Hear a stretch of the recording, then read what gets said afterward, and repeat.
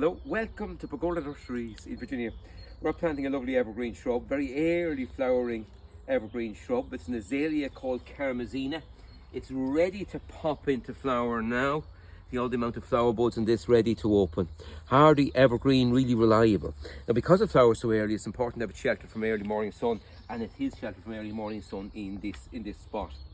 We've already mixed in some swell well compost to the soil at the bottom of this planting hole. You can see the size of the planting hole. We've got a decent sized planting hole. So we wanted lots of room for its roots to run. We're going to put a couple of handfuls of Super Thrive planting fertilizer at the bottom. Super Thrive is a very important fertilizer when you're planting all your plants. It reduces transplant shock and is slowly released for the plants themselves. So we've mixed that in. So we've swell well compost and soil gone back in around there at the bottom. We'll take our nice azalea out of its pot now. So out it comes.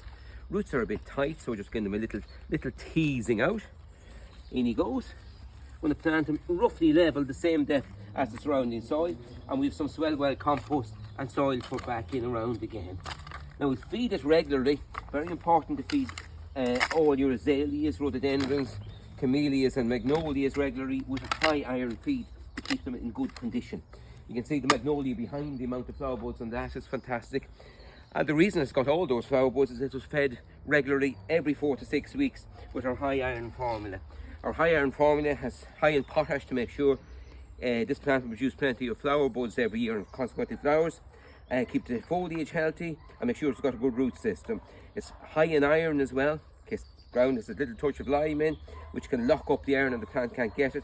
This way we're putting on a readily available form of iron around the azalea. So it'll be fed every 4 to 6 weeks from now to make the most from it. Bye for now. Enjoy your garden.